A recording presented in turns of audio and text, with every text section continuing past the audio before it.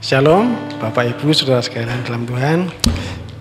Puji Tuhan, yuk mari bersama-sama kita buka Alkitab kita. Kita buka di kitab Injil Lukas pasal yang ke-22.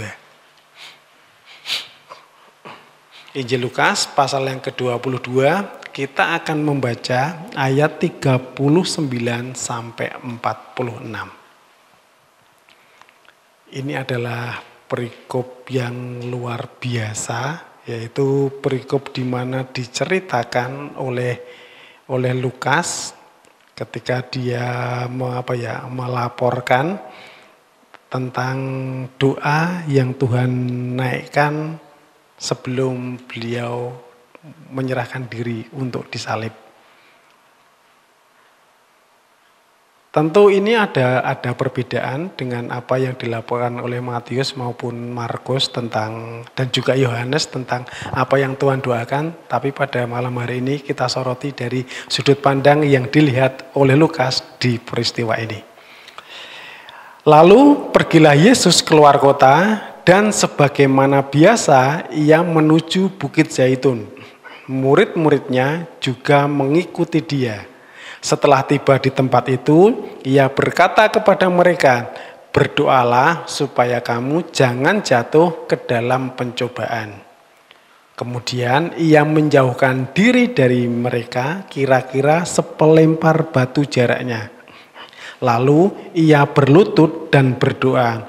Katanya, "Ya Bapakku, jikalau engkau mau, ambillah cawan ini daripadaku. Tapi bukan kehendakku, melainkan kehendak-Mu lah yang terjadi." Maka seorang malaikat dari langit menampakkan diri kepadanya untuk memberi kekuatan kepadanya. Ia sangat ketakutan dan makin bersungguh-sungguh berdoa. Peluhnya menjadi seperti titik-titik darah yang bertetesan ke tanah. Lalu ia bangkit dari doanya dan kembali kepada murid-muridnya, tetapi ia mendapati mereka sedang tidur karena duka cita. Katanya kepada mereka, "Mengapa kamu tidur? Bangunlah dan berdoalah supaya kamu jangan jatuh ke dalam pencobaan." Puji Tuhan, ini adalah perikop yang sangat istimewa menurut saya. Kenapa istimewa? Karena di situ kita melihat bagaimana Tuhan di kesempatan terakhir beliau mengajak murid-muridnya untuk berdoa. Dan ada dua kalimat yang dicatat oleh Lukas yang sama yang dituliskan di perikop ini.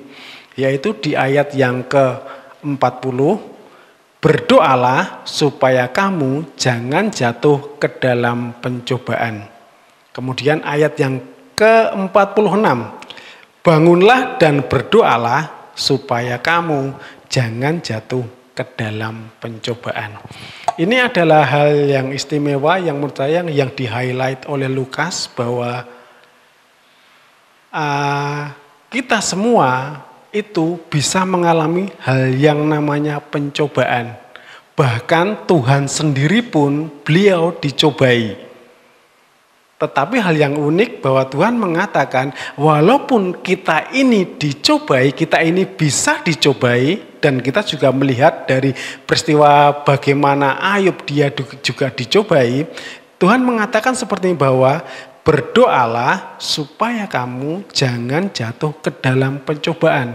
Jadi ini memiliki sebuah makna yang seperti ini ya, pikir Bapak. Ada pencobaan yang bisa terjadi dalam kehidupan kita. Tetapi yang terbaik bagi kita itu adalah supaya kita tidak jatuh dalam pencobaan. Bahkan dalam doa yang Tuhan ajarkan pun beliau mengatakan seperti ini. Berdoalah demikian, bla bla bla bla, kemudian janganlah membawa kami ke dalam pencobaan. Kalau teman-teman kita di Katolik, jangan masukkan kami ke dalam pencobaan. Tetapi lepaskan kami daripada yang jahat. Karena pencobaan itu identik dengan sesuatu yang jahat. Sekarang kita akan sandingkan perikop ini dengan apa yang dituliskan oleh Rasul Paulus di 1 Korintus 16 ayat 13. 1 Korintus 16 ayat 13 mengatakan seperti ini. Berjaga-jagalah, berdirilah dengan teguh dalam iman. Bersikaplah sebagai laki-laki dan tetap kuat. Saya ulangi sekali lagi. Berjaga-jagalah, berdirilah dengan teguh dalam iman. Bersikaplah sebagai laki-laki dan tetap kuat. Ini ayat yang menurut saya sangat istimewa. Dalam satu ayat di sana ada 4 perintah sekaligus yang diungkapkan, yang ditujukan kepada kita. Yang pertama adalah berjaga-jagalah, yang kedua berdirilah dengan teguh dalam iman, yang ketiga bersikaplah sebagai laki-laki, dan yang keempat dan tetap kuat. Dan bagi saya yang menjadi catatan penting bahwa ketika kita berjaga-jaga, berdiri teguh dalam kepercayaan, dalam keyakinan, dalam iman, bersikap sebagai laki-laki dan tetap kuat, ini adalah sebuah perintah yang familiar dalam peperangan dalam konteks sesungguhnya, ataupun peperangan bisa juga dalam artian dalam sebuah kompetisi atau pertandingan. Kita diminta untuk berjaga-jaga, berdiri dengan teguh, tetap dalam keyakinan, kemudian kita bersikap sebagai laki-laki, kalau dalam terjemahan lama bersikap dengan dewasa, kemudian menjadi tetap kuat. Jadi dalam kita melakukan segala sesuatu di dalam dunia ini, ketika kita menjalani segala hal, ketika kita menaikkan doa kita, 4 hal ini harus menjadi sesuatu yang ada dalam hidup kita. Dan dari 4 hal ini, kalau saya tarik, ketika kita berjaga-jaga, kemudian berdiri dalam iman, bersikap dengan dewasa dan tetap kuat, itu kalau kita hubungkan dengan satu hal yang namanya pencobaan, artinya adalah menghindari pencobaan. Menghindar dari pencobaan bukanlah sebuah sikap pengecut. Karena Tuhan sendiri yang mengajarkan kepada kita bahwa jangan sampai kita ini masuk ke dalam pencobaan. Jadi Tuhan tidak mengajari kita untuk menjadi pengecut, tapi Tuhan mengajari kita untuk menjadi realistis. Karena ketika kita sekali diizinkan oleh Tuhan masuk dalam pencobaan, itu konsekuensinya sangat-sangat berat. Firman Tuhan memang mengatakan bahwa pencobaan yang kita alami itu tidak akan melebihi kekuatan kita. Pertanyaannya, seberapa besar kita kuat? Jadi batasnya pencobaan itu sampai apa? Contoh yang paling real tentang pencobaan itu kalau kita bandingkan dalam pencobaan itu adalah contoh paling real itu adalah dari Ayub. Jadi batas pencobaan dari Ayub itu adalah nyawanya sendiri. Setelah Ayub kehilangan segala-galanya yang dimilikinya, masih ada satu permintaan dari iblis. Dan Tuhan katakan, lakukan apa yang kamu mau terhadap tubuhnya. Tapi sayangkan nyawanya. Artinya bahwa pencobaan kita itu batasnya itu adalah benar-benar nyawa kita. Itu berarti penderitaan yang sangat-sangat tidak terbatas. Karena sampai kita kehilangan segala-galanya. Makanya Tuhan mengajari kita realistis. Enggak usah kita masuk ke dalam pencobaan. Minta sama Tuhan, jangan masukkan kami dalam pencobaan. Bebaskan kami daripada yang jahat. Karena ketika kita ada dalam pencobaan, tidak semua orang bisa memenangkan. Di dalam Alkitab, Pribadi yang bisa menang dari pencobaan hanya satu pribadi, namanya Yesus Kristus.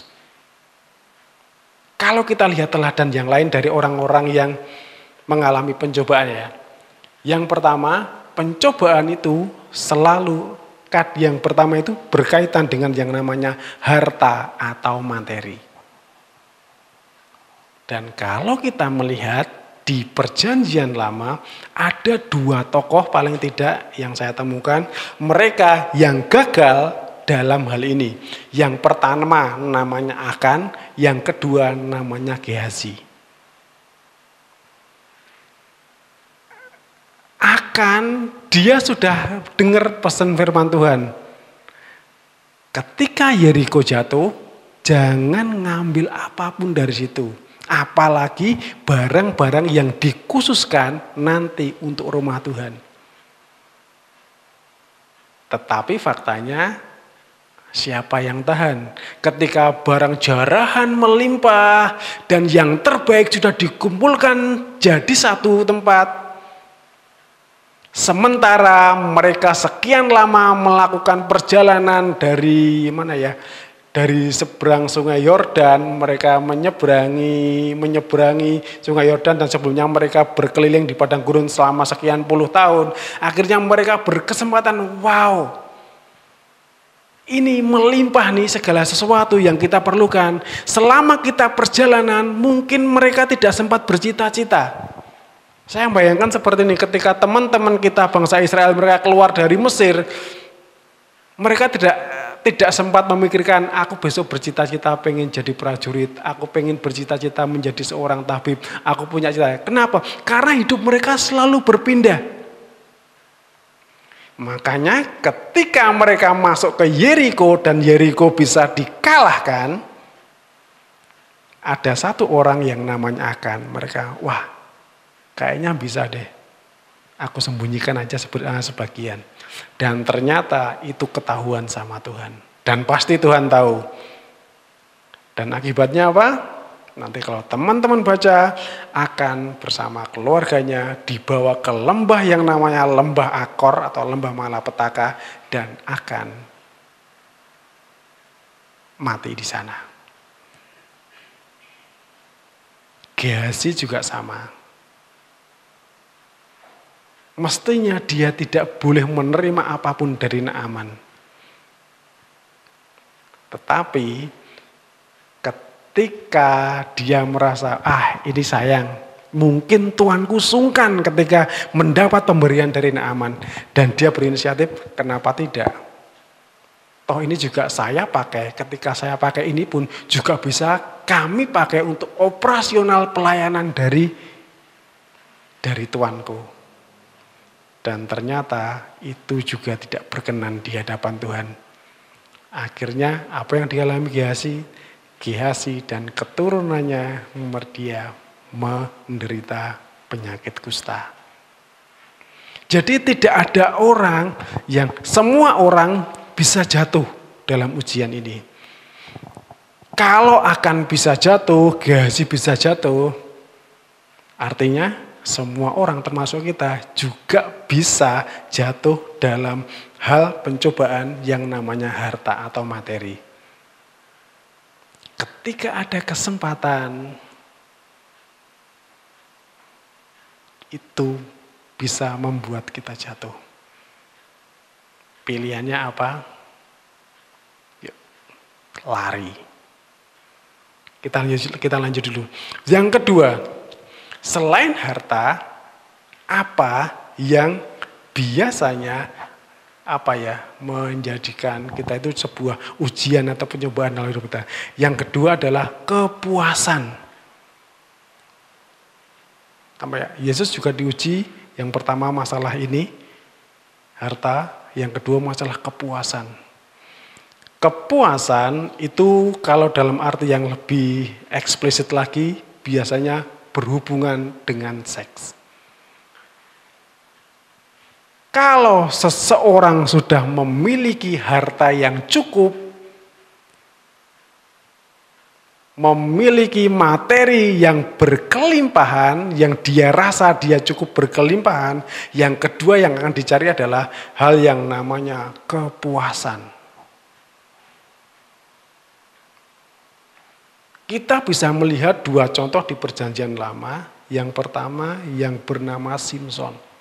Simson adalah superhero dengan privilege yang luar biasa.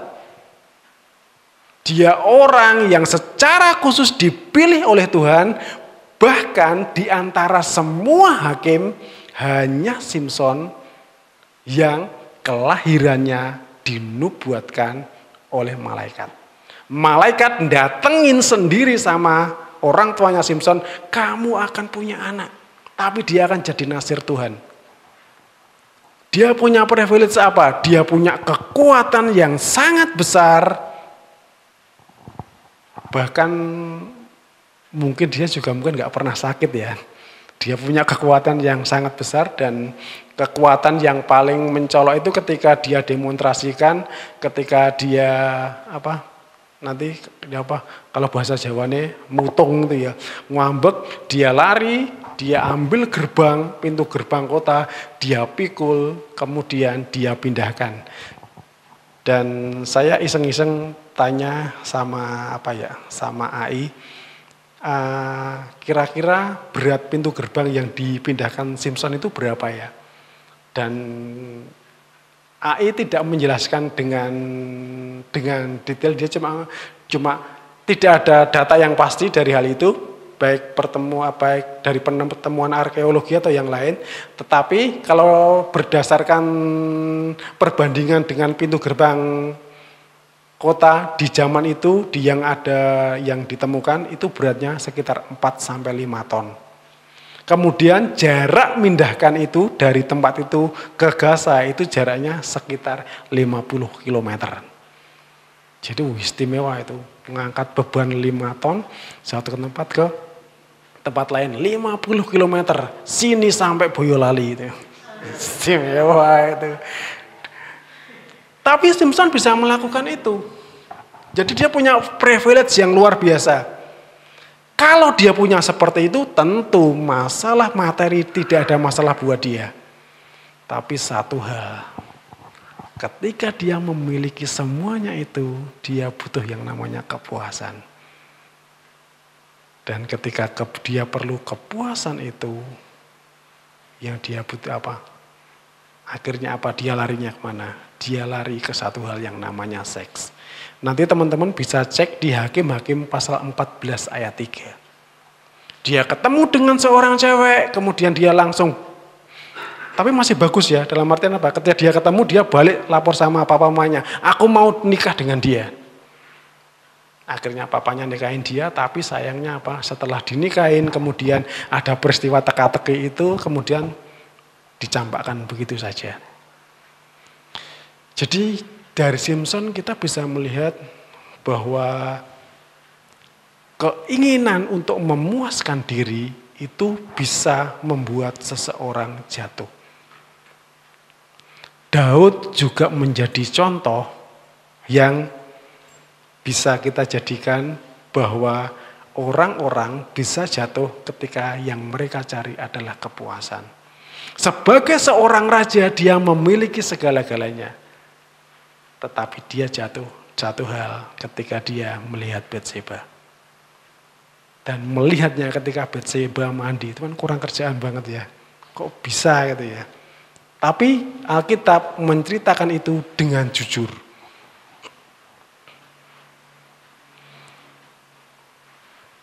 Kemudian yang pertama harta, yang kedua kepuasan, yang ketiga apa yang bisa membuat jatuh, yaitu adalah kekuasaan. Kalau seseorang sudah memiliki harta yang melimpah, yang menurut dia sudah cukup melimpah, kemudian dia sudah merasa puas bisa menerima kondisinya dengan baik, satu lagi yang biasanya akan dicari, hal yang namanya kekuasaan. Dan ketika berbicara tentang kekuasaan, pasti nanti akan ada hal-hal yang akan dilanggar. Khususnya hal dalam hal yang berkenaan dengan yang namanya otoritas. Sesuatu yang bukan menjadi haknya, dia akan berusaha mengambil itu. Kenapa? Dia merasa punya sesuatu yang cukup, dia memiliki segala sesuatu, jadi kenapa enggak saya punya segala-galanya, tapi kalau saya punya segala-galanya akan kurang kalau saya tidak memiliki kuasa. Kita buka ya di 2 Tawarikh pasal 26. Saya akan baca itu. 2 Tawarikh pasal 26. Bentar.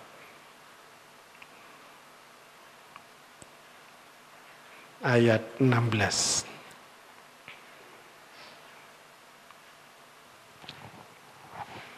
Ini adalah Raja Uzia. Setelah ia menjadi kuat, ia menjadi tinggi hati sehingga ia melakukan hal yang merusak. Ia berubah setia kepada Tuhan Allahnya dan memasuki bait Tuhan untuk membakar ukupan di atas mezbah pembakaran ukupan. Saya akan lanjutkan. Tetapi Imam Asaria mengikutinya dari belakang bersama-sama 80 imam Tuhan, orang-orang yang tegas. Mereka berdiri di hadapan Raja Uzia dan berkata kepadanya, "Hai Uzia, engkau tidak berhak membakar ukupan kepada Tuhan.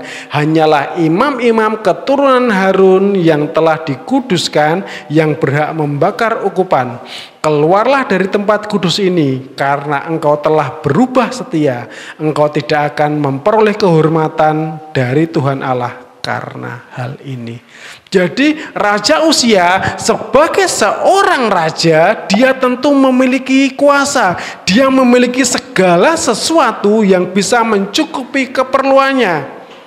Tetapi sebagai seorang raja, Uzia masih pengen dia memiliki satu jabatan lagi, yaitu jabatan sebagai imam. Orang-orang yang boleh membakar ukupan di hadapan Tuhan, apalagi di tempat kudus, itu hanya dikhususkan oleh keturunan Lewi, yaitu para imam. Selain imam-imam dari keturunan Lewi, tidak diizinkan untuk membakar ukupan di hadapan Tuhan di tempat kudus.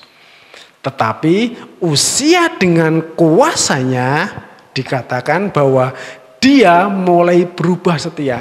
Dia pengen mengambil hak sebagai imam untuk memberikan dia, untuk menunjukkan bahwa dia memiliki kekuasaan yang seolah-olah mutlak.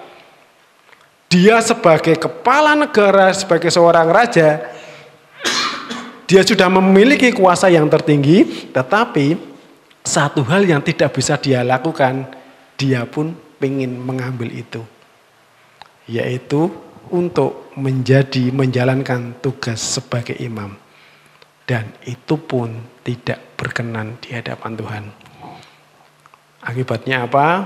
Raja Uzia mati dengan penyakit kusta. Nanti kalau teman-teman baca, Raja Uzia setelah didemo para imam ini, kemudian ada kusta di dahinya. Dan sejak saat itu Raja Uzia dia diusir dan dia diasingkan sampai dengan meninggalnya dengan penyakit kusta. Jadi teman-teman, kita lihat tokoh-tokoh yang luar biasa yang mereka jatuh dalam pencobaan.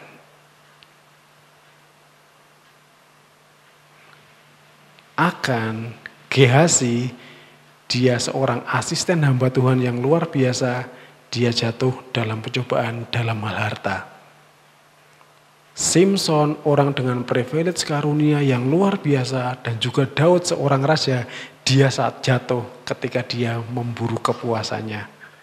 Dan Uzia juga hal yang sama, dia jatuh karena dia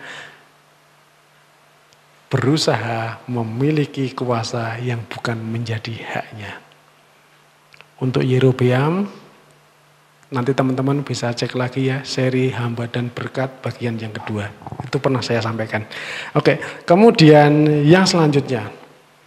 Bagaimana supaya kita itu tidak jatuh dalam pencobaan? Kita kembali lagi dari apa yang Tuhan katakan, supaya kita tidak jatuh dalam pencobaan adalah di Lukas pasal yang ke-22 ayat yang ke-40, berdoalah supaya kamu jangan jatuh dalam pencobaan. Jadi supaya kita tidak jatuh dalam pencobaan, apa yang perlu kita lakukan? Yang perlu kita lakukan cuma satu, berdoa. Bagaimana berdoa? Tuhan Yesus sudah mengajarkan kepada kita.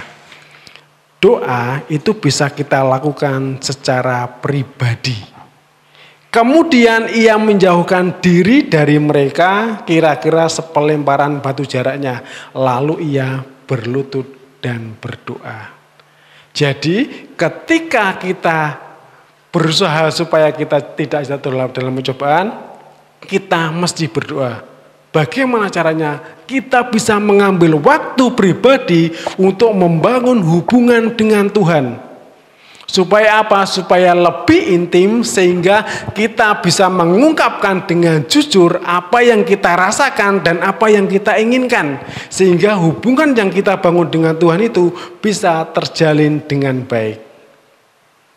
Tetapi kita juga ingat bahwa Yesus juga melakukan hal ini. Ayat yang ke-39. Lalu pergilah Yesus keluar kota dan sebagaimana biasa ia menuju Bukit Zaitun. Murid-muridnya juga mengikuti dia. Kita pun juga bisa berdoa dalam komunitas. Satu dengan yang lain bisa saling membangun, saling menguatkan. Sehingga apa? Doa ini bisa menguatkan kita. Kemudian doa yang kita naikkan, itu harus kita naikkan dengan dewasa. Maksudnya apa? Di ayat yang ke-42 dikatakan, Yesus berkata seperti ini, ya Bapakku, jika engkau mau ambillah cawan ini daripadaku. Tetapi bukan kehendakku, melainkan kehendakmu lah yang jadi. Artinya seperti ini, ketika kita menaikkan doa kita, kita tahu bahwa keputusan akan dikabulkan atau tidaknya doa kita, itu keputusan ada di tangan Tuhan. Kita tidak bisa memaksa Tuhan, kita tidak bisa mengintimidasi Tuhan, kita tidak bisa menyuap Tuhan untuk Tuhan mengabulkan doa kita dengan apapun itu. Jadi sepenuhnya kita sadar bahwa yang perlu kita lakukan, kita hanya menaikkan permohonan kita, tetapi dijawab atau tidak, itu semuanya adalah otoritas dari Tuhan. Kemudian ketika kita menaikkan doa kita, kita mesti yang kita lakukan apa? Yang kita minta jangan sekedar meminta pertolongan. Tetapi apa? Tetapi supaya kita diberi kekuatan. Di ayat yang ke-43. Maka seorang malaikat dari langit menampakkan diri kepadanya untuk memberi kekuatan kepadanya. Jadi Tuhan Yesus ketika dia dalam pergumulan untuk memutuskan hal ini benar-benar berat, Tuhan berdoa supaya apa? Supaya diberi kekuatan. Sehingga Bapa mengirim malaikat untuk memberikan kekuatan kepada Yesus. Jadi kita pun juga demikian. Ketika kita dalam kondisi yang susah, ketika kita butuh pertolongan dari Tuhan, ingat, Tuhan berjanji akan memberikan kita pertolongan. Tetapi kadang-kadang pertolongan itu tidak diberikan dengan segera. Tapi diberikan dengan waktunya Tuhan. Jadi apa yang perlu kita minta? Supaya Tuhan memberikan kita kekuatan dalam waktu kita menantikan Tuhan atas jawaban doa yang kita naikkan. Jadi gitu ya. Jangan sekali-kali kita mencobai diri kita sendiri atau mencobai Tuhan. Tuhan mengatakan jangan bawa kami ke dalam pencobaan. Yang terakhir, cara terbaik untuk lepas dari pencobaan adalah dengan menghindari pencobaan itu. Yaitu dengan apa? Dengan berdoa. Jadi saya mau ingatkan bahwa Tuhan mengingatkan kepada kita bahwa kita mesti berdoa supaya apa? Supaya kita tidak jatuh dalam pencobaan. Dimanapun kita berada, yuk mari kita tetap bangun hubungan pribadi kita dengan Tuhan melalui apa? Melalui satu hal yang namanya doa. Tuhan Yesus memberkati.